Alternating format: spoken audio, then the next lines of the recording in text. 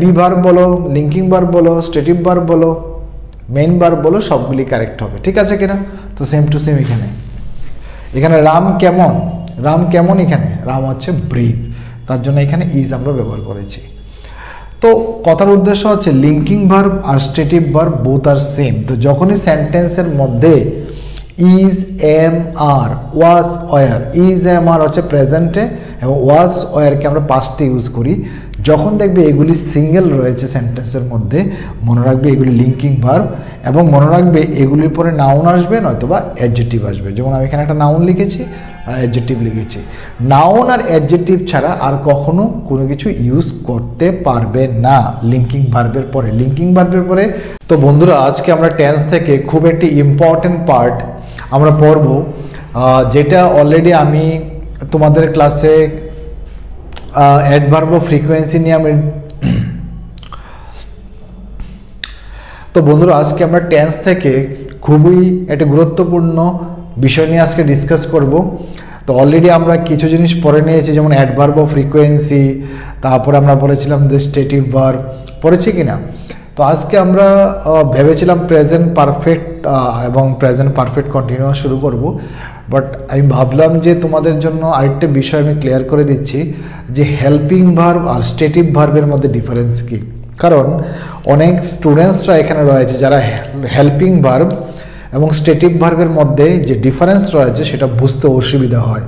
তো সেই বিষয়টাকে আজকে আমরা প্রেজেন্ট ইনডিফিনিট এবং প্রেজেন্ট কন্টিনিউয়াস টেন্স দিয়ে বিষয়টাকে ক্লিয়ার করে দিচ্ছি। ঠিক আছে, চলো, সো লেটস গেট স্টার্টেড। তো দেখো বন্ধুরা, এখানের মধ্যে আমি লিখছি, দেখো লিখে নাও তোমরাও, প্রেজেন্ট ইনডিফিনিট টেন্স। ঠিক আছে, আর এই পাশে লিখে নাও সবাই present continuous, present continuous.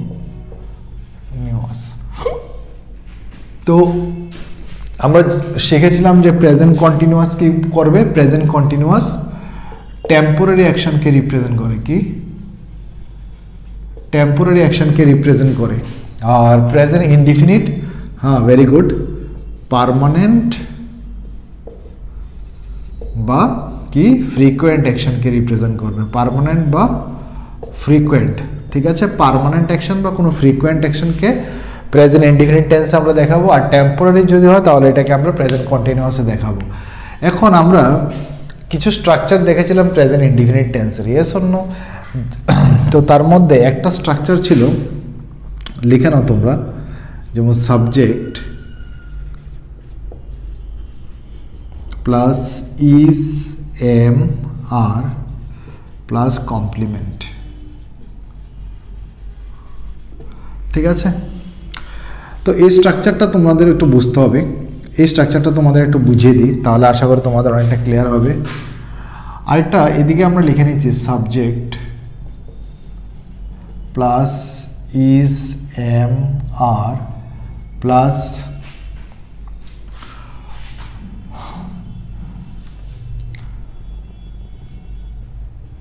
Before বা এনজি। ঠিক আছে, এটা একটা স্ট্রাকচার হতে পারে। এখন এখানে দেখো ইজ, এম, আর রয়েছে, ইজ রয়েছে, এখানে এম রয়েছে, এখানে আর রয়েছে, yes or no? Same to same ভাবে এখানেও ইজ রয়েছে, এখানেও এম রয়েছে, এখানেও আর রয়েছে। অনেক স্টুডেন্ট মনে করে কি যে যেখানে ইজ, এম, আর থাকবে একটাই মনে কন্টিনিউয়াস টেন্স, বা এটাকে তারা বুঝতে পারে না কোনটা স্টেটিভ ভার্ব। ঠিক আছে, তো তোমাদের জানার জন্য আমি কয়েকটা কথা এখানে লিখে দিচ্ছি যাতে তোমাদের ক্লিয়ারিটি থাকে। সবসময় মনে রাখবে স্টেটিভ ভার্বকে আমরা, স্টেটিভ ভার্ব যদি বলো বা লিঙ্কিং ভার্ব, দুটোটা বিষয় কিন্তু একই। ঠিক আছে, দুটোটা বিষয় একই, অবলিক দিয়ে লিখতে পারো, স্টেটিভ ভার্বও বলতে পারো বা লিঙ্কিং ভার্বও বলতে পারো। কেন, আমি কয়েকটা কথা বলি। যেমন আমরা মেইন ভার্বকে, main verb, that means main ভার্বকে আমরা ফাইনাইট ভার্বও বলি। ঠিক আছে, তো ফাইনাইট ভার্ব বা মেইন ভার্বকে আমরা তিন ভাগে ডিভাইড করতে পারি। একটা হচ্ছে কি, হ্যাঁ very good, transitive verb, transitive verb. Number two হচ্ছে ইনট্রানজিটিভ ভার্ব, আরেকটা হচ্ছে কি লিঙ্কিং ভার্ব। কি ভার্ব বন্ধুরা? Linking verb. Yes or no? তো এখন কোশ্চেন হচ্ছে যে মনে রাখবে এখন আমরা যে পার্টটা পড়ছি এটা হচ্ছে লিঙ্কিং ভার্ব। কি ভার্ব?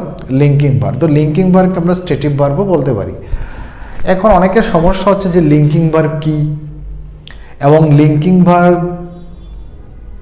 কোন টেন্সে ইউজ করা হয়, তো সেটা একটা বিশাল একটা প্রবলেম। তার জন্য এটাকে আজকে আমি তোমাদের জন্য ক্লিয়ার করে দিচ্ছি। দেখো, তো আশা করি সকলে বুঝতে পারবে। আমি একটা এক্সাম্পল নিচ্ছি। দেখো, আমি যদি লিখি এখানে সাপোজ ধরো দুটো সেন্টেন্স লিখছি, রাম ইজ। আচ্ছা, লেখার আগে একটা কথা মনে রাখবে যে কমপ্লিমেন্ট সবসময় মনে রাখতে হবে নাউনও হতে পারে বা কি হতে পারে, অ্যাডজেক্টিভ হতে পারে।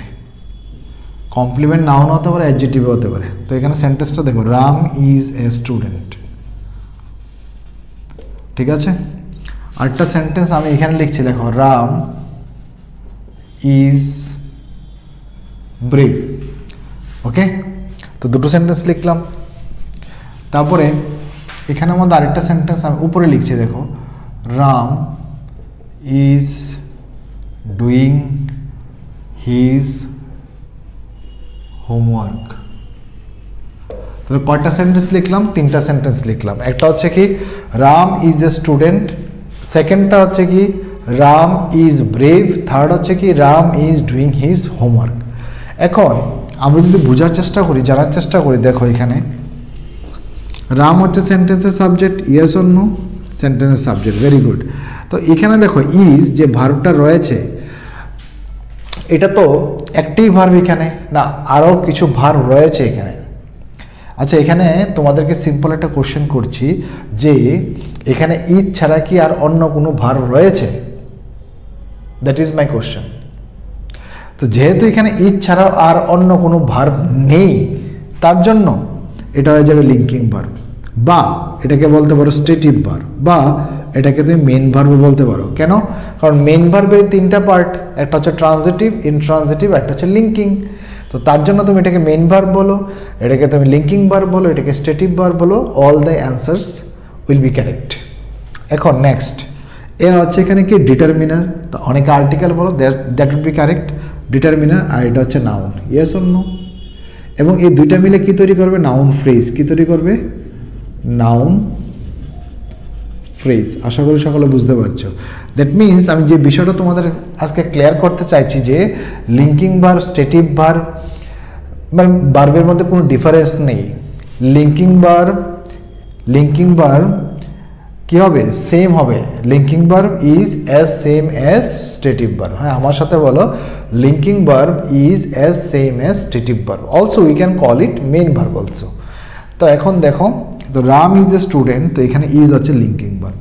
সেম টু সেম ভাবে এটা হচ্ছে নাউন। আমি কি বলেছিলাম যে কমপ্লিমেন্ট কি হবে? কমপ্লিমেন্ট নাউন হতে পারে বা অ্যাডজেক্টিভ হতে পারে। তো এটা হচ্ছে নাউন। নেক্সট চলো, রাম ইজ ব্রেভ। এখানে রাম কি সেন্টেন্সের বন্ধুরা? সাবজেক্ট। এখানে দেখো ইজ ব্রেভ আছে, তো এখানে একটি ভার্ব আছে, আর তো ভার্ব নেই। Is there any verb? নেই।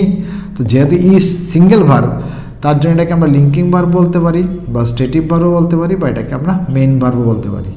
বাট আমাকে বলে এখানে ব্রেভটা কি? দেখো একটা কথা মনে রাখবে, যেখানে যেখানে ডিটারমিনার বসবে সেখানে সেখানে নাউন আসবেই। কেন? আমি আগেও বলেছিলাম তোমাদেরকে, সবসময় একটা কথা মনে রাখবে যে ডিটারমিনারের পরে সবসময় একটা জিনিস মাথায় রাখবে। আমি তোমাদেরকে আগেও বলেছিলাম, ক্লাসেও বলেছিলাম যে ডিটারমিনারের পরে কি বসে? নাউন বসে, সেই জিনিসটা মাথায় রাখবে। এবং ডিটারমিনার প্লাস নাউন মিলে কি তৈরি হবে বন্ধুরা? Noun phrase. কি তৈরি হবে? Noun phrase. Determiner plus noun মিলে কি তৈরি হবে? Noun phrase. Very good. তাহলে এখানে ব্রেভটা কি হবে? ব্রেভটা হবে এখানে অ্যাডজেক্টিভ। কি হবে? অ্যাডজেক্টিভ। এবং এটা যে অ্যাডজেক্টিভ আমরা বুঝবো কি করে? আমরা লিঙ্কিং ভার্বকে যদি ভালো করে শোনো, প্রত্যেকটা জিনিস খুবই ইম্পর্টেন্ট। যে জিনিসটা আমি বলছি, লিঙ্কিং ভার্বকে যদি তুমি হাউ দিয়ে কোশ্চেন করো তাহলে তুমি সেন্টেন্সের মধ্যে অ্যাডজেক্টিভ খুঁজে পাবে। তো প্রশ্ন করো হাউ ইজ রাম, আনসার কি পাচ্ছ? ব্রেভ। তাহলে এটা হবে অ্যাডজেক্টিভ। আর এটা হবে কি? নাউন, কারণ ডিটারমিনারের পরে কি বসে? নাউন। ওকে, আরেকটা বিষয় আমরা এখান থেকে বুঝতে পারি যে এখানে যে রাম, এখানে কমপ্লিমেন্ট কে, রামের কমপ্লিমেন্ট হচ্ছে স্টুডেন্ট, মানে স্টুডেন্টটা এখানে কে, রাম। দ্যাট মিনস সবসময় মনে রাখবে একটা কথা আমি এখানে ক্লিয়ার করে বলে দিচ্ছি, এই যে ইজ যে এটা অ্যাকচুয়ালি বি ভার্ব। তো বি ভার্ব আমরা কখন ইউজ করি, একটা হচ্ছে বি ভার্ব, হ্যাভ ভার্ব, ঠিক আছে কিনা। তো বি ভার্ব আমরা ইউজ করি যখন সাবজেক্ট নিজে কি হয় সেটা যখন বুঝাই। এখানে দেখো, এখানে সাবজেক্ট কি হয়, একজন স্টুডেন্ট। কি হয় বন্ধুরা, সাবজেক্ট এখানে কি হয়, একজন স্টুডেন্ট, তার জন্য এখানে বি ভার্ব ইউজ করা হয়েছে, এর জন্য। ওকে, আচ্ছা, এটাকে বি ভার্ব বলো, লিঙ্কিং ভার্ব বলো, স্ট্যাটিক ভার্ব বলো, মেইন ভার্ব বলো, সবগুলি কারেক্ট হবে, ঠিক আছে কিনা। তো সেম টু সেম এখানে রাম কেমন, রাম কেমন, এখানে রাম হচ্ছে ব্রিভ, তার জন্য এখানে ইজ আমরা ব্যবহার করেছি। তো কথার উদ্দেশ্য হচ্ছে লিঙ্কিং ভার্ব আর static verb both are same. তো যখনই সেন্টেন্সের মধ্যে is, am, are, was, were, is, am, are হচ্ছে প্রেজেন্টে এবং ওয়াজ, ওয়ারকে আমরা পাস্টে ইউজ করি, যখন দেখবে এগুলি সিঙ্গেল রয়েছে সেন্টেন্সের মধ্যে, মনে রাখবে এগুলি লিঙ্কিং ভার্ব, এবং মনে রাখবে এগুলির পরে নাউন আসবে নয়তোবা অ্যাডজেক্টিভ আসবে। যেমন আমি এখানে একটা নাউন লিখেছি আর অ্যাডজেক্টিভ লিখেছি। নাউন আর অ্যাডজেক্টিভ ছাড়া আর কখনো কোনো কিছু ইউজ করতে পারবে না লিঙ্কিং ভার্বের পরে। লিঙ্কিং ভার্বের পরে তুমি কমপ্লিমেন্ট কি শুধু ইউজ করতে পারবে, হয়তোবা কমপ্লিমেন্ট নাউন হবে নয়তোবা অ্যাডজেক্টিভ হবে। আশা করি বুঝতে পেরেছ। নেক্সট দেখো, Ram is doing his homework. এই সেন্টেন্সের মধ্যে যদি দেখো, অনেক স্টুডেন্টে কি মনে করে, অনেক স্টুডেন্ট মনে করে কি এই ইজটা হচ্ছে মনে করে যে লিঙ্কিং ভার্ব, বা অনেকে মনে করে স্ট্যাটিক ভার্ব, বা অনেকে মনে করে মেইন ভার্ব। তো আজকে আমি তোমাদের প্রবলেমটা সলভ করে দিচ্ছি। দেখো, এখানে রাম হচ্ছে সেন্টেন্সের সাবজেক্ট এবং সাবজেক্টটা কি নাউন, এই যে ইজ, আর এখানে হচ্ছে আরেকটা ভার্ব ডু অর্থ কি কোনো কিছু করা। তো এখানে কোনো একটা অ্যাকশন চলছে, ইয়েস অর নো, ডু হচ্ছে কিছু একটা করা। আর যেমন Ram is playing, Ram is doing, Ram is asking, Ram is dancing, Ram is swimming. তো কথার উদ্দেশ্য হচ্ছে, তো এখানে যে ইজটা রয়েছে এটা হচ্ছে হেল্পিং ভার্ব, আর এটা হচ্ছে কি ভার্ব, মেন ভার্ব হয়ে যাবে। কি হয়ে যাবে, মেন ভার্ব। Very good. এখন মেন ভার্ব যদি হয়, মেন ভার্বের কটা ক্যাটাগরি আছে, তিনটা, একটা ট্রানজিটিভ, একটা ইনট্রানজিটিভ, একটা লিঙ্কিং। এখন যদি বলা হয় যে এটা মেন ভার্বের কোন ক্যাটাগরিতে পড়ে, তাহলে আমরা জানি কি ট্রানজিটিভ ভার্বের পরে কি বসে, অবজেক্ট বসে।